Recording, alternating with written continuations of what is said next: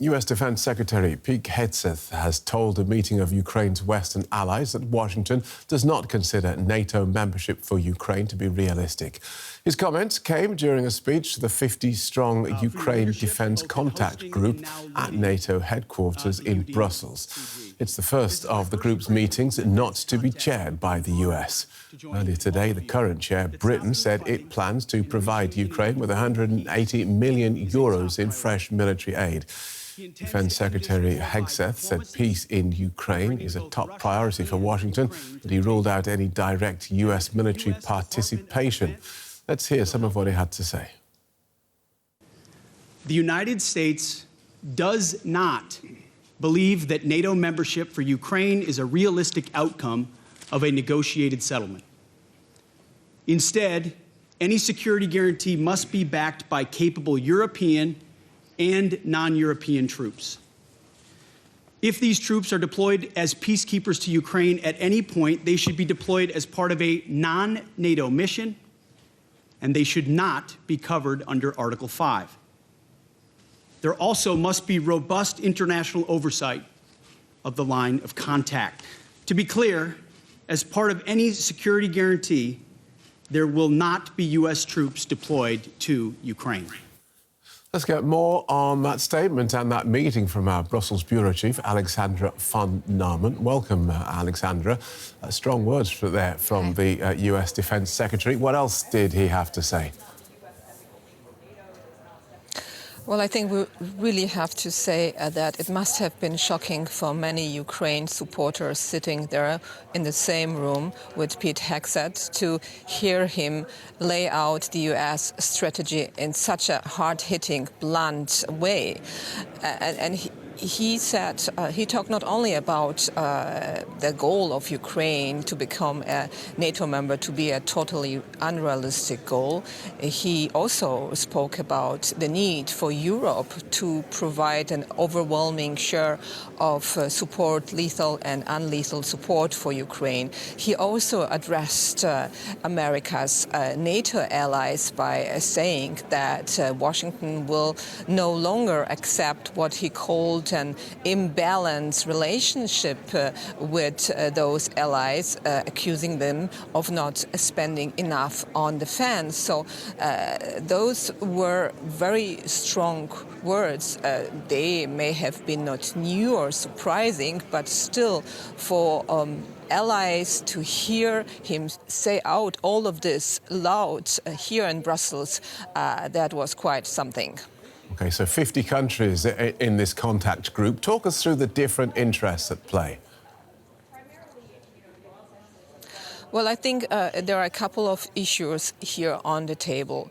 First, Pete Hegseth said that allies, NATO members, need to spend more on defense, 5% of their GDP. That is out of reach for many NATO members. So it's unlikely to happen, even though they are saying they will try to increase their spending, but it's unlikely for them to reach this goal soon in the future. Then, of course, when we talk about the future of Ukraine, Pete Hegseth said that there will be, in case of any peace deal, US boots on the ground, so no US soldiers.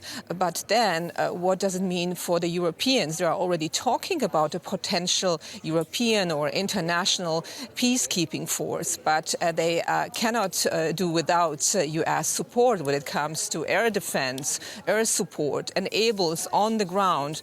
So this put Europe in a very difficult position. And of course, all of that must have been also shocking for Ukraine, because even the Ukrainian president was stating in the last weeks and days that he cannot imagine that Europe alone could support Ukraine enough to continue fighting. Even if the Europeans would like to do so, they don't have enough weapons in their stockpiles to provide Ukraine with enough artillery and military equipment to fend off Russian attacks and continue fighting. OK, thanks for that, Alexandra. DW's Alexandra von Nahmen in Brussels. Thank you. I'm joined now by Rafael Loss. He is a defense analyst at the European Council on foreign relations. Rafael, it's good to have you with us. Is what we heard today from the U.S. Secretary of Defense, is that the departure of the U.S. from the coalition of Ukraine supporters? Looking at Donald Trump's campaign rhetoric, some of the things that now Vice President J.D. Vance said last year at the Munich Security Conference, then that kind of rhetoric was to be expected. But it is, I think, a wake-up call to Europeans that maybe some of their hopes for sustained U.S. engagement, be it through the Rammstein format, but looking at military support for Ukraine more broadly, seem to be disappointed. The Defense Secretary says that a return to Ukraine's pre-2014 borders is unrealistic, and he rejects the idea of Ukraine becoming a NATO member. I'm wondering, what signal does this send to Russia, which launched its full-scale invasion of Ukraine almost exactly 3 years ago?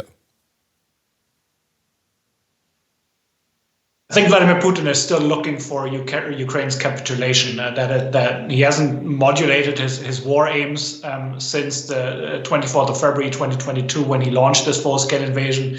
He is still looking for a regime change and control over Ukraine's future trajectory. And so I think the words that have come out of the Rammstein contact group meeting, Pete Hegseth statement about U.S. strategy vis-a-vis the war, I think only reaffirm Vladimir Putin's assessment that he is the staying power and Europe is slowly divided over this issue. So how do you think, Rafael, how do you think the other NATO members will react to this shift in U.S. policy? I think first looking at Kyiv, maybe I think the assessment there is not too unrealistic. No one hopes to recover the occupied territories by military force, but the question for Kyiv and its remaining European partners, NATO partners, is how to deal with the occupation going forward. There are some creative diplomatic solutions that you can maybe look at from the Cold War about Soviet-occupied territory not being recognized as Soviet-owned territory throughout the Cold War. But it does raise questions for the Ukrainians that remain in those occupied territories. We've heard since 2014 stories reporting from international human rights organizations about deportations, people disappearing in torture chambers, and so on and so forth. So that is a question that needs to be addressed urgently. On the military supply front, I think Europeans do need to step up. We haven't taken the necessary steps over the past 3 years. That comes back to haunt us now. But it is important to stick with Ukraine, because Ukraine ultimately is defending freedom and peace in Europe.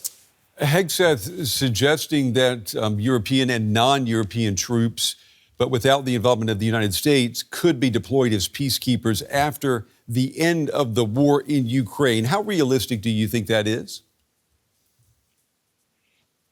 I think you can play around with different kinds of scenarios. If you look at sort of the traditional UN peacekeeping force, then those tend to be lightly armed observer missions, more or less, that rarely have a peace enforcement mechanism and capability. They are there to observe the deconfliction of varying parties to a conflict. You can also look at a more robust deterrent force, and that would be something like the Cold War West German model, where we had hundreds of thousands of foreign troops on German soil, including nuclear weapons. Between those two scenarios, there's a multitude of solutions that you can find, but I think Europeans would struggle. And if Pete Hegseth says that there is no direct U.S. support for a peace mission like that, then I think some Europeans hope that there is at least indirect support.